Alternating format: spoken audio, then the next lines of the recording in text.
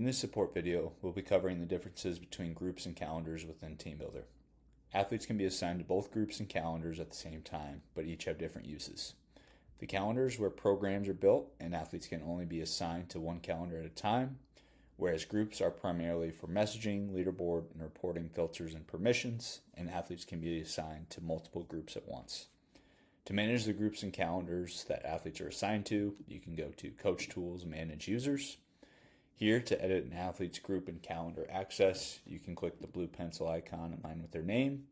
Scroll down to either remove the groups an athlete is assigned to or to add different groups. You can go to calendar assignments at the top to assign them to a new calendar and change their start date here before saving those changes. You can also do this in bulk by selecting the boxes on the left-hand side and then changing their group or their calendar assignment at the bottom. To edit calendars, you can go to Coach Tools, Manage Calendars. Here you'll see the list of calendars already created in the account, including parent calendars and sub-calendars. You'll see the amount of users assigned to each calendar, the visibility for that calendar, which is just what athletes can see as far as future programming, and the date that calendar was created. To edit a calendar that's already been created, click the three dots on the right-hand side, select Update. You can change the name of the calendar here or the future workout visibility. By default, athletes will be able to see all future programming, but you can change this to 1 week or just the current day.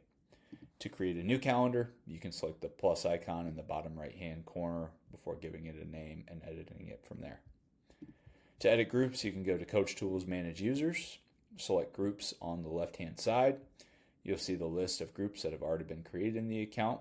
You'll see the restrictions and permissions when it comes to messaging, leaderboards, and reporting for each group and whether each group can be included in each of those features. You'll also see the amount of users that are included in each group. To edit a current group, you can select Edit, and then you can enable or disable any of the messaging/feed, leaderboard, or reporting features. You can change the name at the top. You can see which athletes are assigned to that calendar, and you can either add athletes to that group or you can remove athletes from that group. To assign them a free-form program, you can go to Program Access, select Add Program, and you can select a single program or multiple programs, and then that entire group of athletes will be assigned that free-form program. Another use for groups and calendars is for coach permissions. You can edit a coach profile if you're an admin by going to the Coaches tab within Manage Users. Here, you can go to a coach's profile if it's already been created or create a new profile in the bottom right, and then you can manage their group access here.